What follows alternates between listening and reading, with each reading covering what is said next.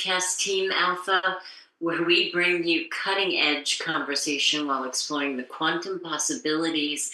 And I love the way we are doing it tonight with our guests that Augie is going to tell you about in just a few minutes. But first, I would like to offer my intention that this gathering tonight, no matter where you are or when you are experiencing it, is a gathering of love and a gathering of sharing love around the world, around the universe. And who knows, maybe even getting things around the world to even shift into love. Wouldn't that be amazing? I want to thank you for being here. Thank you for supporting the show. Thank you for your super chats. If you haven't liked and subscribed on the YouTube station, please do that now. It really helps the show with the algorithms. And I'd like to invite you to come co-create with us Sunday afternoon, 2 p.m. Eastern, on Zoom. Brain traveled. I've just time traveled. On Zoom. We get together and we have a beautiful visualization. We come into agreement first about what it is that we would like to manifest, what the beauty, the love, the healing, the compassion, everything that we would love to see in the world, or we bring it down even more personally. If people are ill, we work on that.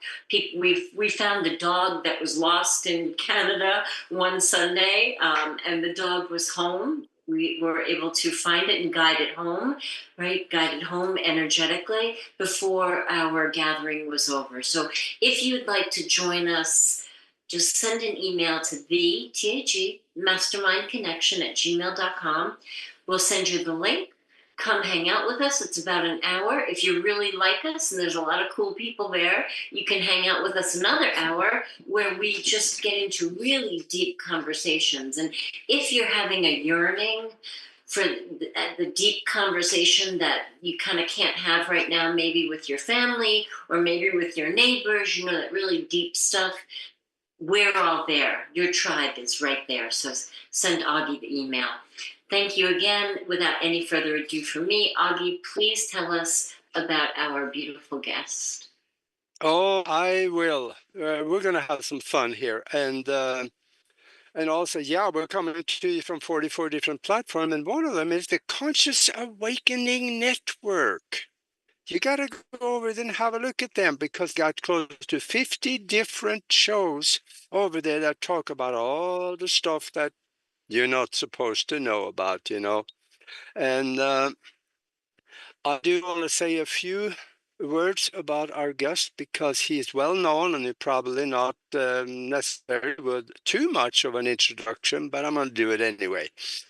We have Kiara Windrider with us. And for those of you that like to surf the net while you're listening, here is his website. That's kiarawindrider.net. And on there, you will also find his books, and you will be able to look about that. And also, you'll find his books on Amazon. And I didn't know he had that many books. I just found out there's 11 of them, so that's admirable. But I want to also say Kiara is an author. He is a psychotherapist and an evolutionary catalyst. He's been exploring cycles of planets and solar systems and galactic cycles and the shift in the consciousness that is going on right now, because there's a lot of things that some people understand and others may totally miss it because of the environment they are in. But I know for one thing, if you're watching this show, you are a little higher up the scale of consciousness than the average Joe Blow and Harry Ho handle out there. And he is on the speaking circuit, and he's written several books, like I said, and I'm going to mention a few of them. Gaia Luminous Homo luminus, Issa, son of the sun, Miriam, daughter of the moon, Elmira, and the child of the stars, and the age of Gaia. And if you go to Amazon, put his name in there, and all those books will come up. And I highly suggest that when you're done listening to this tonight, you go to Amazon and have a look, and look at some of these books. The text that goes with it explain a lot about what they're all about, because this is going to get deep. And I want to welcome you, Kiara. Welcome to the show. Welcome, Thank you, Kiara. Aggie. Thank you, Nori. So nice to Yeah. have you here. Well, it's delightful. It's the Conscious Awakening Network seems like such a family gathering also, It and we're is. all part of that. And Mac, thank you for being so instrumental in making this happen. So, I feel Excellent. like we're just, so much of what's going on in the world today is invisible. And what seems to be happening is not what's really happening. What we Yes. read about in the papers and politics and economic conditions and all of that is just the surface level of what's going on. And we put so much attention on that and ignore some of the deeper aspects of reality. And that's something I know we all want to investigate further. And that's been something I've really been exploring for much of my life. And would love to, have a Yeah. conversation about that with you guys. So, So Kiara, when you say that, the first thing that comes to my mind, kind mm, of because I'm a little bit focused right now on uncovering things, globally in my studies. right. Um, so there's that part, right? The uncovering and how so much of what is being put out there to us is so, like you said, not what's happening. So we can look under the mechanics, we can look under the hood at those mechanics, or what came to me after that is the deeper level, to look to the spiritual, the conscious, the divinity within us, right? And because really, I think looking under the hood, right, for the mechanics is part of the distraction. Would you agree with that? Yes, and it's all connected anyway, Is whether it? we acknowledge it or not. So, what's okay, we tend to go into this idea that there's a battle between the dark and the light, but it's not really. It's really one activity that's going on, which is a descent of this very powerful stream of light. It's a unified light, and it's so strong that as this light descends on the earth, everything that's in shadow surfaces. So all the darkness that we talk about, the deep state, the satanic energies, the subconscious collective humanity that is so, it's like all of this is surfacing right now because it's time. And it's surfacing only to be released. So if you only focus on what appears to be on the outside, we get lost in the chaos, the pain, the suffering, the oppression, the domination, the genocide, the war that we see splashed across newspapers. But if you see this as a reaction, a response to something so powerful and so beautiful that cannot be stopped, then we know that we're on the right track. If we put our focus on that, then we can become co-participants rather than victims in this journey. And that's what excites me.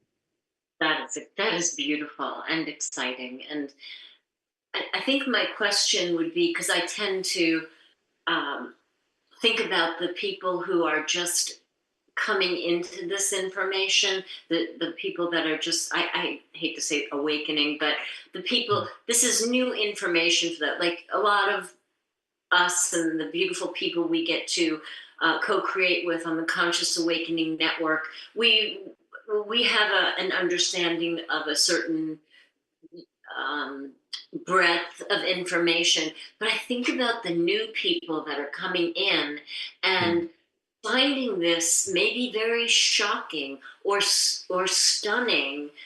How do we help ease them in to this beautiful outpouring that it really is? Good Yeah, question. that's so important.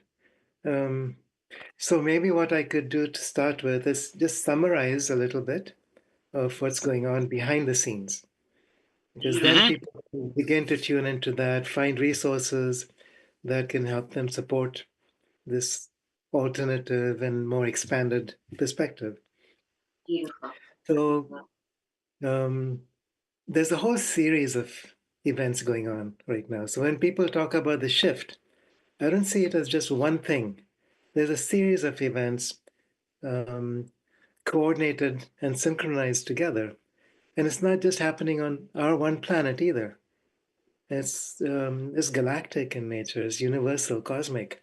So what we're experiencing on this Earth at this time right now is a fractal of what's going on a much bigger level. So in a way, you could say that the universe itself is incarnating more fully into the realms of matter. So so far, we've had this separation between spirit and matter, between heaven and earth, however you refer to it. But it's more and more that heaven is descending into earth, spirit is descending into matter. They're becoming one consciousness because it is the same consciousness permeating everything, but we just are not aware. We're not. Um, so we are a bridge between spirit and matter. Our consciousness is spirit in physical bodies. How can we carry both together? How can we become aware of ourselves as infinite consciousness? We are the ones that are beyond time and space, the creators of time and space, and at the same time, we're these tiny little infinitesimal um, pieces of stardust that is awakening to itself. We are an evolution towards um, the fullness of what's possible. And at the same time, we are that infinite consciousness that's moving through evolution back to itself. So it's a dual framework. And if you can imagine that we are not these tiny little creatures that we pretend to be, that we are infinite consciousness infiltrating into these bodies of matter, infiltrating into these personality structures. We are getting ready for something that's never been seen before, which is a Yeah. collective awakening. All humanity, all species, all planets, the entire universe together, moving on to a new octave of expression. Oh, So if you can see it in that perspective, things make much more sense. it Then the does. little stuff that we get distracted by um, doesn't take up so much attention. We don't focus on the news out there so much. We focus on what's real underneath all of that. So just to summarize what's going on, uh, from the Vedic perspective, we've moved away from Kali Yuga, which is the age of darkness. We're stepping into an age of light. And this has to do with the journey of our sun around its twin sun, which some refer to as Sirius or Bernard star, one of those two, in our journey together around the galactic center. The the center of the galaxy is an immense power. It's an immense light. And the closer we get to that galactic center, the more we receive that light. So the yugas, the cycle that moves from an age of darkness to an age of light and back to an age of darkness, it has to do with the distance of our sun from the galactic center. So there's times it's going to be further away, there's times it's going to be closer. Times we go into an age of darkness, times we go into an age of light. So that's been part of our evolutionary history for the past millions of years. Now what's happening is that we're actually transcending this galactic journey of dark versus light altogether. We're entering into what Sri Aurobindo refers to as the 13th universe, which means basically that we are transcending the idea that we have to go through death back into rebirth, crucifixion, resurrection, this whole duality that we have struggled against. And now we come into a continual up moving spiral where we don't need to experience suffering, darkness, or fear, duality of any sort. We're in that moment of history right now. We're just entering the birth canal.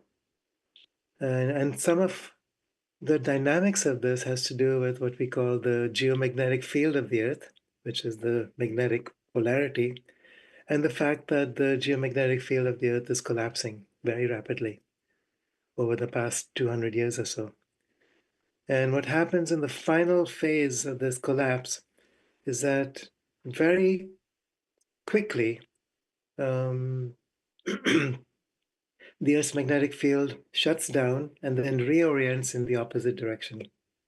The last phase of this happens in the space of a few hours or a few days. So the ancients talked about the 3 days of darkness. What's that? So it's really referring to this magnetic collapse and reversal. And what happens in this moment of collapse and reversal is a 12,000-year cycle. It's coordinated with the galactic superwave, which is a wave of gamma rays, cosmic rays, that emanates from the center of a galaxy. So it's information as well as energy. This information has to do with a new cycle of evolution. And all of this is, by the way, in my book, Gaia Luminous, and also Homo Luminous. So what happens then is that as this information wave comes in, there's a new potential that becomes activated within our collective human history. We're actually undergoing the potential of evolving into an entirely new species. The same way that, some biologists would consider that monkeys became, or apes became human, we are now stepping into an Yeah. transhuman phase. So what does that mean? We have multiple bodies. We are not just physical bodies. We are physical, etheric, astral, emotional, mental, causal. This whole set of bodies nested inside each other. They're all linked with the magnetic field of the Earth. And when the magnetic field of the Earth collapses, all those bodies begin to disengage from each other, which then allows the soul to actually step out of our time-space structure and reorient itself to its original essence. And then at the reversal, the soul can re-enter into physical form, but in a completely new way. So this is the 3 days of darkness that the ancients have spoken about. They spoke about it as something to look forward to, not something to fear. Something so profound, something so powerful that it would just transform everything.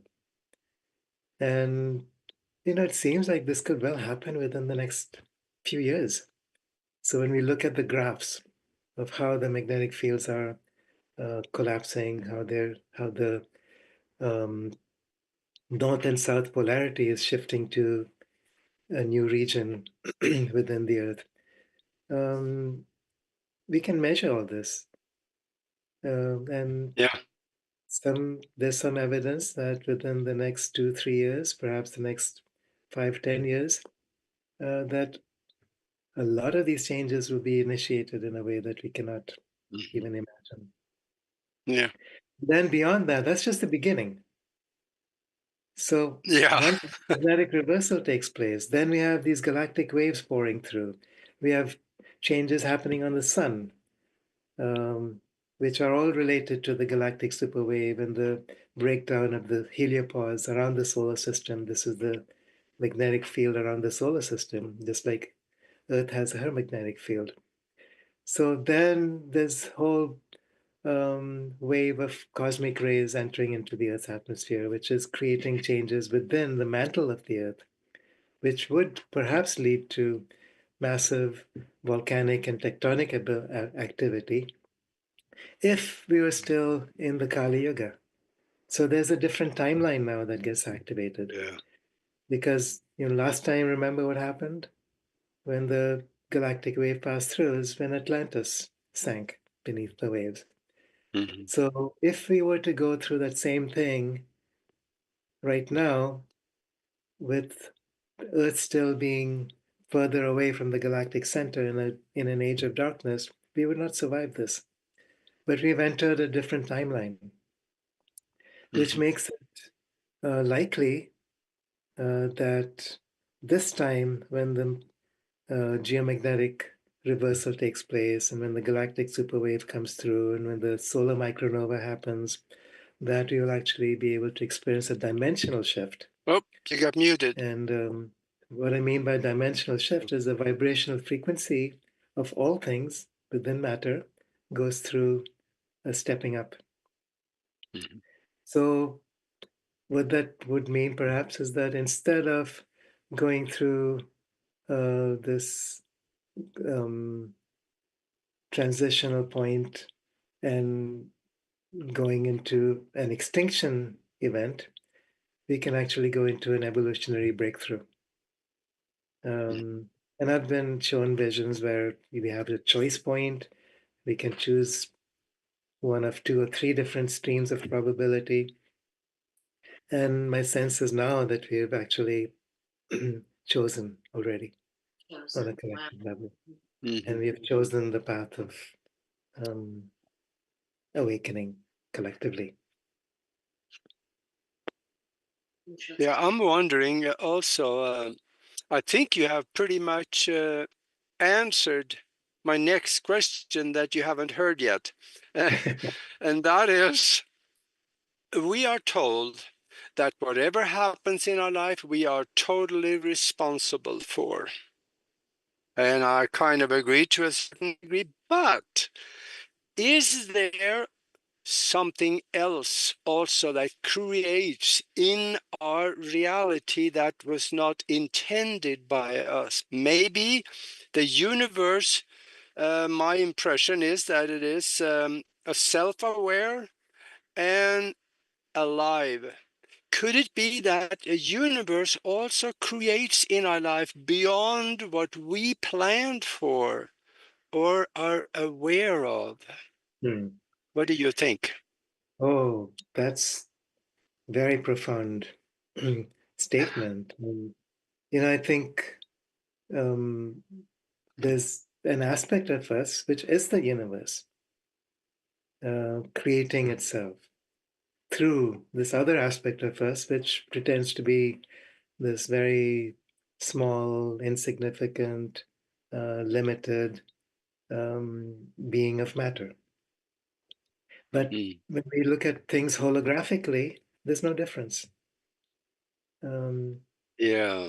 These tiny little creatures that we pretend to be is the entire universe coming into beingness and extending itself through time and space.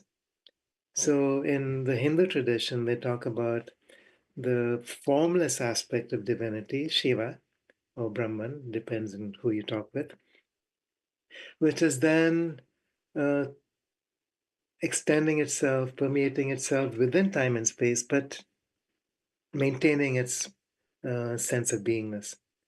So you don't take anything away from divine presence by moving into time and space, by experiencing yourself as multiplicity of matter. So if we can remember that, and we are capable of remembering that, and I think what happens with this magnetic reversal is that that soul aspect of us re-enters in a way that we do remember. It's like, okay, let me say one more thing to this. It's really exciting. So what happens when a person dies? Mm-hmm. The there's the Merkaba, which is this geomagnetic field around the heart that collapses. When the Merkaba collapses, it releases DMT, which is dimethyltryptamine within the pineal gland, which opens up a doorway for the soul to leave. Now, the exact same thing happens on a collective level when the geomagnetic reversal takes place.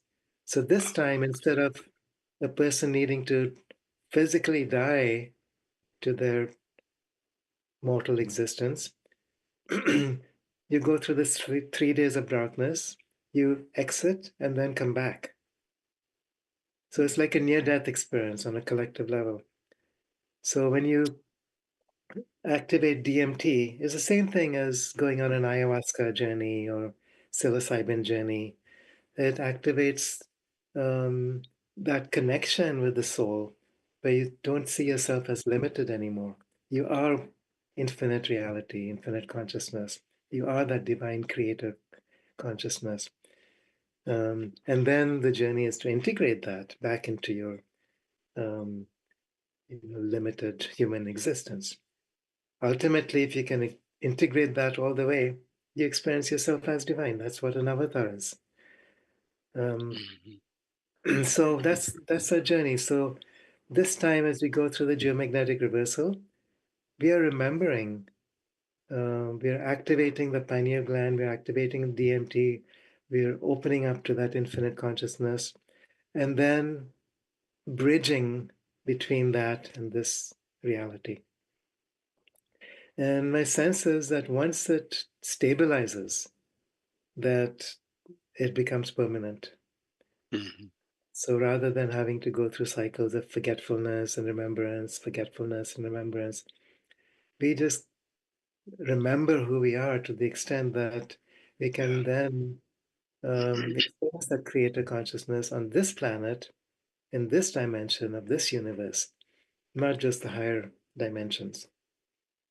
That's exciting. Okay. Yeah.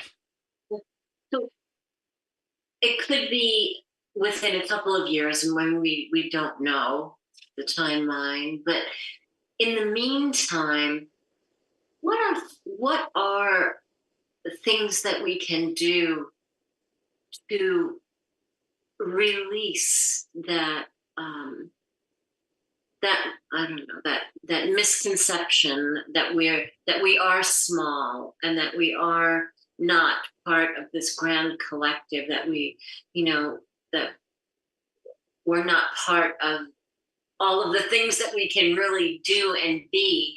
You know, there's that physicality or whatever we learned when we first got here, you know, from family and culture and religion and things.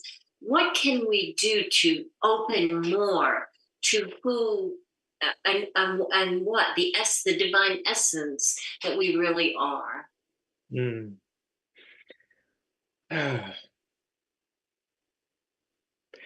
I think more and more people are experiencing that very spontaneously, without them even being aware. Sometimes through dreams, sometimes through spontaneous spiritual experiences, um, sometimes through illness, Mm-hmm. and then reprogramming our nervous system and our bodies somehow.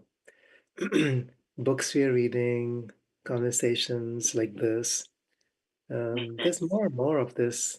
So I don't think there's anybody out there anymore who is immune to this contagion. It's happening. And to the extent that we can surrender to this without fear, because what happens is that, something in us starts opening up. And then another part of our consciousness goes into fear. No, I'm not ready for this. It's too much.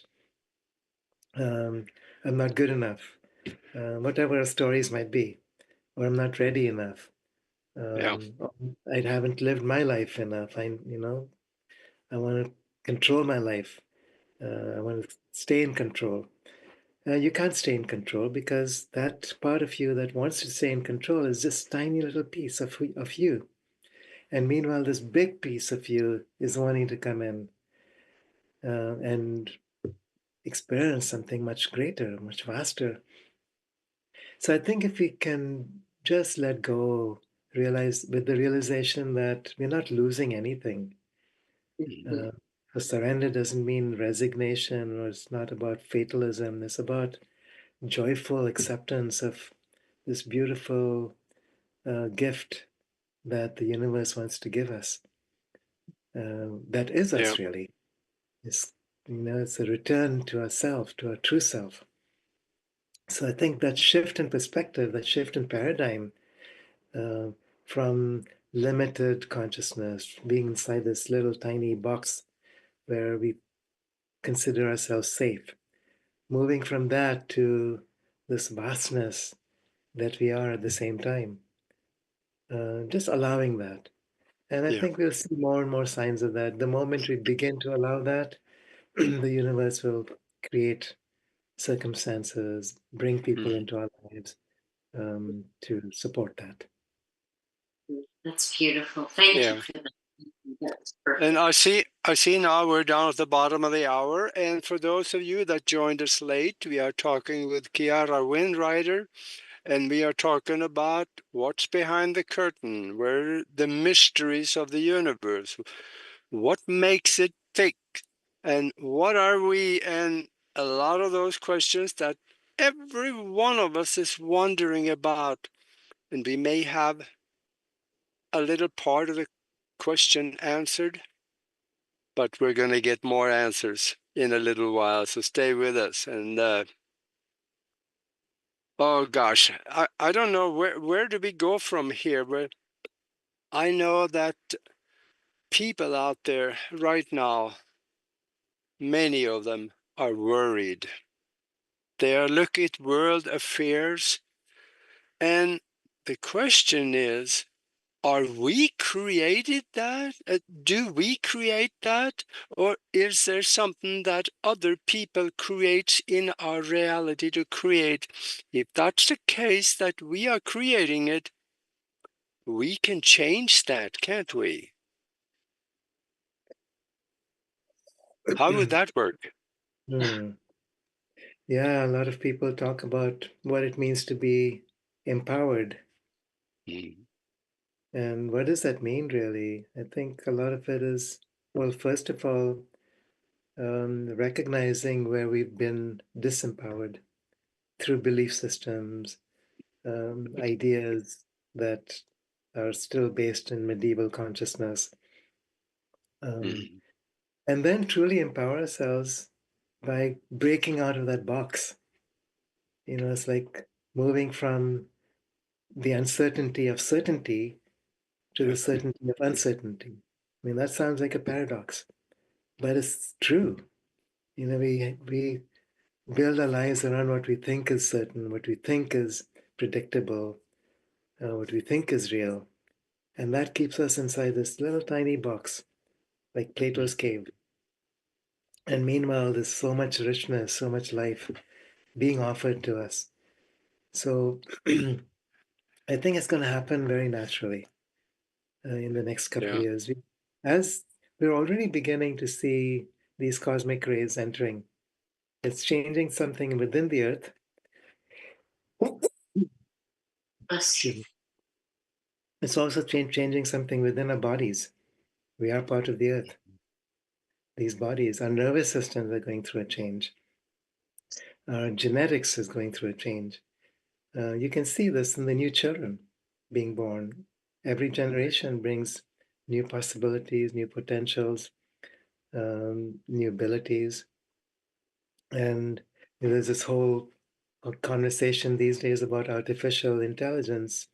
Nobody Mm, talks about the other side of it, which is advanced intelligence, AI as advancement. And advanced yeah. intelligence meaning that there's the divine human potential. That's what I refer to as Homo luminous. This actually is an Inca term, Homo luminous. Yeah, you got a book like that. Yeah, there's a book and actually this particular book looks at the Inca cosmovision, And there's a whole set of practices which people can use to awaken that Homo luminous within. And so it's a good one, Yeah. a good companion to Gaia Luminous. So Gaia Luminous is the context, is the big perspective, big picture, and Homo Luminous is a practical manual achieving that. Yeah, I looked at those books that you have out there, and I want to say something, and that is, it almost looks like a minefield out there when you're walking through life. You know, there's dangers. If you look at them as dangers, they're everywhere. But when you're walking through a minefield, it helps to follow somebody with bigger shoes than you have. And that's why I think people go look on Amazon, put his name in there and see what he has written about. There are pearls everywhere in there. Thank you, Agi. Can I say one Yeah. more thing? The latest trilogy uh, that you mentioned, Isa, son of the sun, Miran, daughter of the moon, Elmira, child of the stars. This is based on the story that everyone is familiar with in the Western world, but has been distorted significantly. And it's the story of the master that we call Jesus. And there's another entirely different story that has been buried and still Yeah. exists in the early Christian churches in India, the Buddhist, Tibetan, Vedic traditions. So I've spent some time piecing it together, and then I write it in as historical fiction.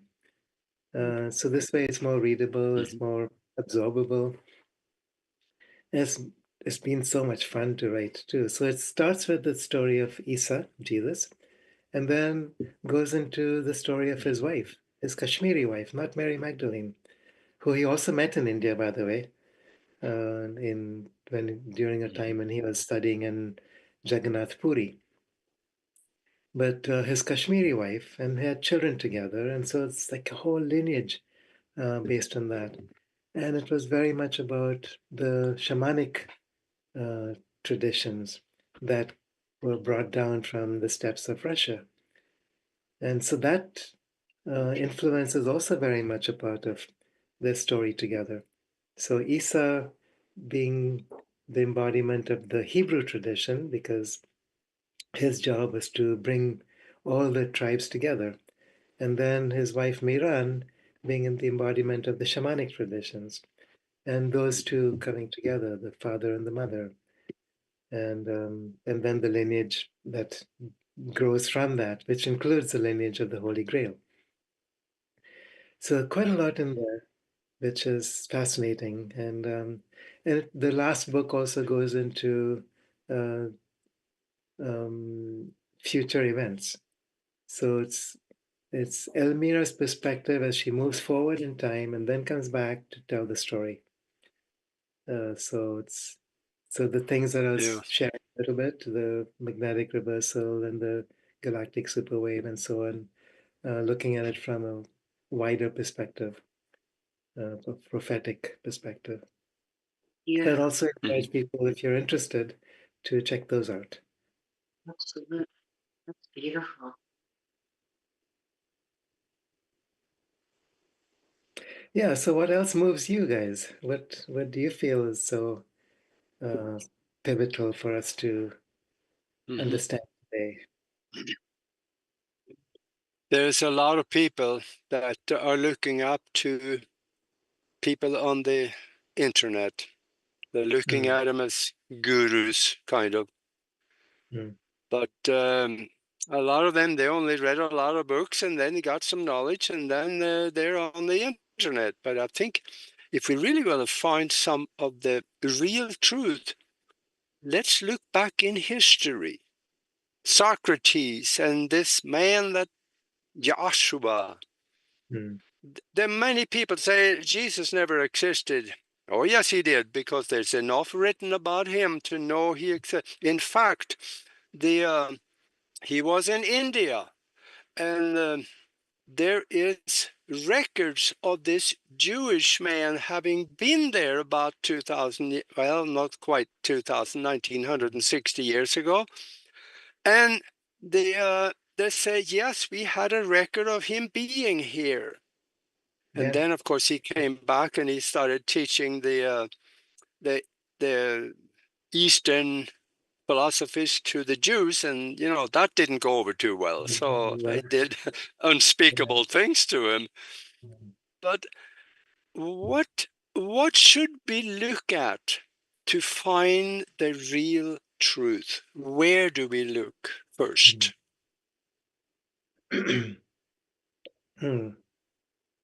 I think those truths exist in every culture, in every tradition. Sometimes you're blinded because of our preconceptions. So Yeah. we interpret things according to our current mindset. Now, if people were to read the Bible or any scriptures without being colored by interpretations, it would tell a different story. And most importantly, it's a story that's written in our own hearts. If we can read our own hearts clearly enough, it would come to the same story. The truth is always the same. And, we've been so conditioned by our psychology that that maintains that we are insignificant, not good enough, weak, um, stupid, victims of reality. And we create our own stories, we create our own beliefs. And if we can let go of limiting beliefs, limiting stories, there's no limits to what's possible. And I think that's the story that we can discover within our own hearts.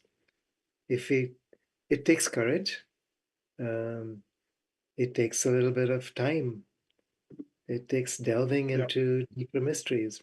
There's many traditions that support that. The alchemical traditions, the uh, earth traditions, the goddess traditions, um, and also the mystical traditions from every culture. It's not about believing something that you're told, it's about investigating and discovering and realizing who you have been all along. Yeah, and I think also that is why it's so important to read books. Read the ones like yourself that has done the research and had the experiences. Nothing outperforms personal experience. So when you do that, then you can start researching on your own out there and just find what resonates with you, because some will and some won't. But once you start doing your own research, that's what changes your belief. And Exactly. it changes your future. And then one thing leads to another. It's like everything intertwines together. But you have to start somewhere. And it's like, what resonates to truth in that moment? You're not going to find the final answer all at once, but you find one thing that then takes you to the next thing, that takes you to the next thing. Little nuggets of truth. And for many people, it's not even through books, it's through nature, it's through art, it's through dance or movement, it's through just opening your heart in service. There's many different ways to discover that heart of compassion within, which is unconditional love, which is what God is. Yeah. That's beautiful. And I guess my question is, with all of the distractions on the world stage,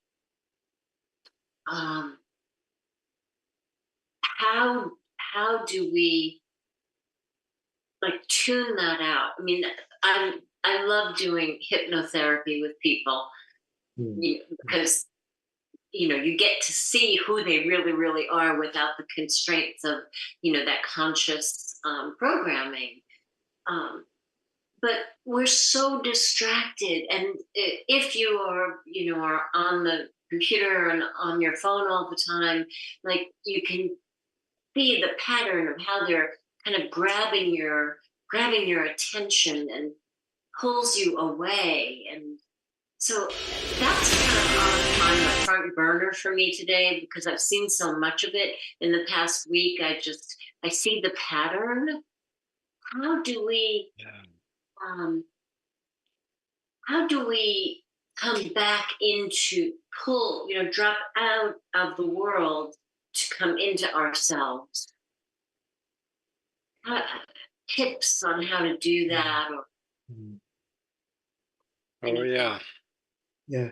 Maybe I could share a quick practice that anyone can participate in. So this comes from the Inca tradition. So you begin with just imagining this bubble of light, about 6 feet out in all directions. And the Incas don't believe in positive or negative energies. What they say is that energy is either flowing or is blocked. We experience it as positive and negative because we have our interpretations that we place on energy. So when you experience this bubble of light around you, this is like the aura extending out that includes all 5 bodies. Above this bubble, there's a window. And as you open that window, you immediately begin to experience this descent of light. It's a cosmic electrical light. So they talk about electrical and magnetic, which is different from the negative. So you have this electrical flow coming in downwards, attracted to the earth. In response to that, you don't even need another window below you. In direct response to that, there's a magnetic flow that starts to move up. And if you can just experience yourself in this bubble, open that window as wide as possible, feel that electrical flow coming in, and then that magnetic flow moving upwards. And these two flows begin to interact with each other. And as that happens, your bubble expands even further. So by now you're stabilized in your causal body, your soul presence. You feel yourself extending out across time and space, across the earth, across the solar system, across the galaxy, out through the cosmos.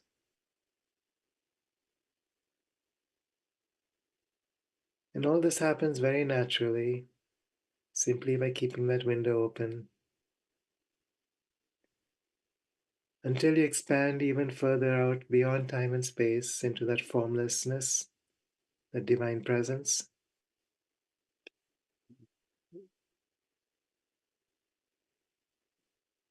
That we call infinite consciousness. And now you're experiencing yourself all the way out and all the way in at the same time.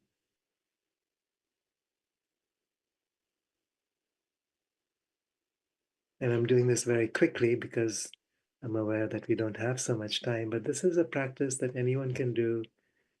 And rest in that long enough until you feel how deeply you're connected with everything. And this is a very practical tool for bringing that consciousness into the foreground. You don't have to meditate for years on end to experience this state of presence. So what we're talking about is an embodied soul presence. It's not about transcendence anymore. It's not about leaving or escaping or going somewhere. It's about bringing all of yourself back in for the first time ever, the gift of presence while here in human form. That's what's creating the new species, the new potentials, the new root race.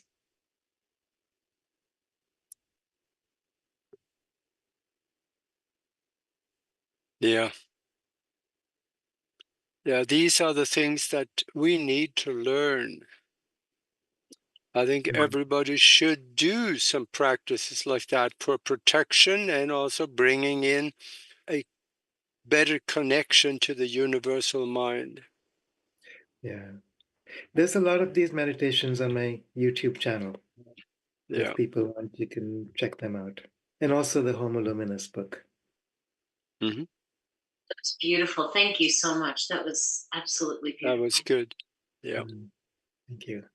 that was good.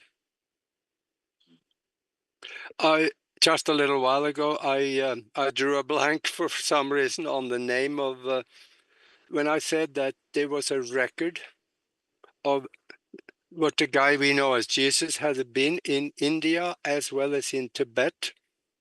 The Dalai Lama, he confirmed that there was a young Hebrew man that came there and stayed at a monastery for well over 10 years. He Yeah. talked about it. So we know he was there, and then he went back, and you know what happened. The whole story that we don't know, that we're not told. We know it, Yeah, but we're not, there's yeah, certain elements within the church that don't want us to know this. yeah. Mm. A lot of things we are not told. Mm. And how would it change us if we did know these things? Yeah, How would it change the paradigm?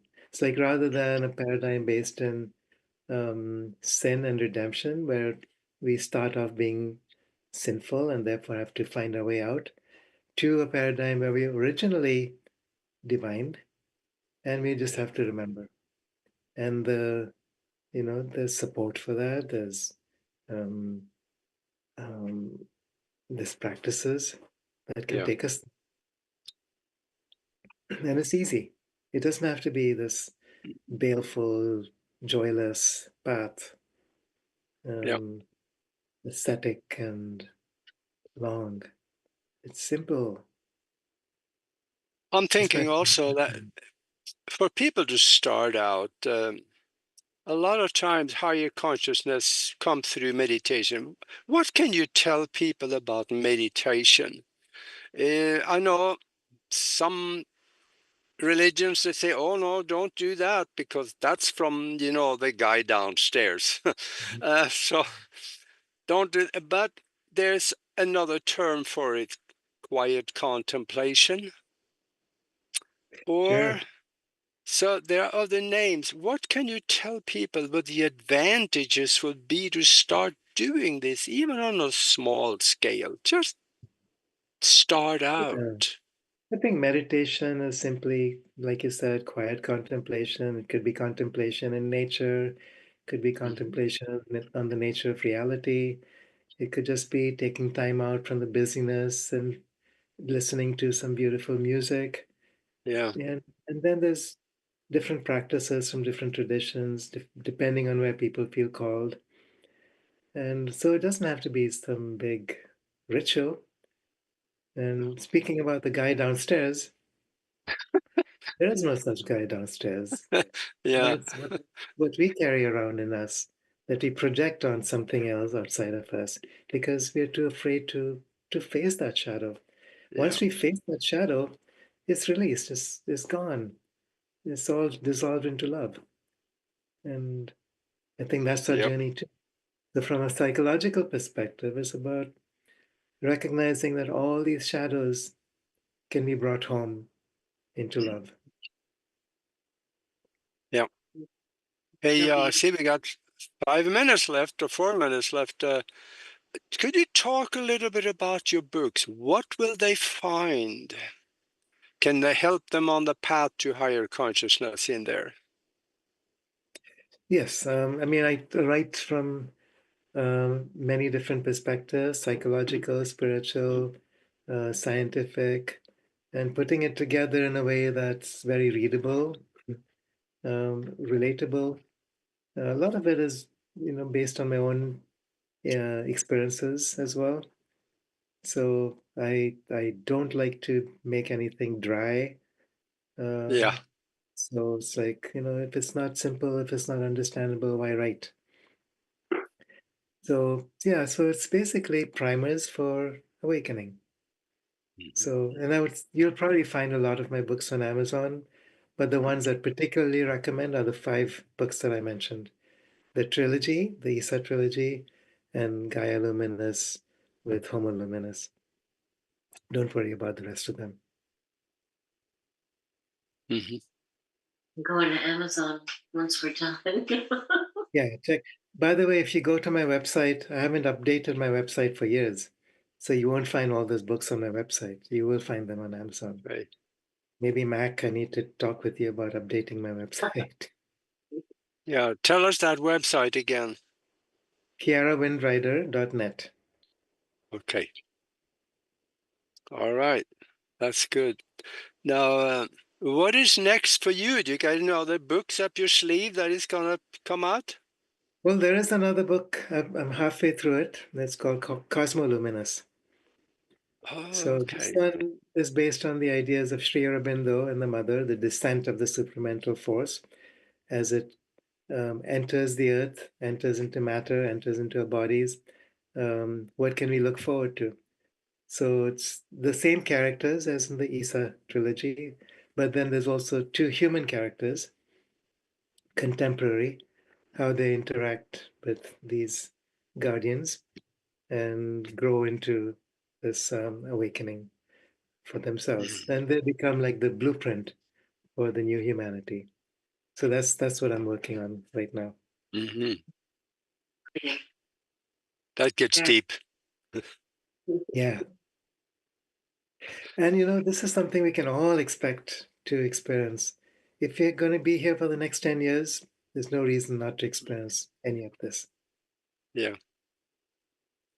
Thank I had you. one question. Oh, go ahead, Nori. Oh, no, I just said thank you. Okay.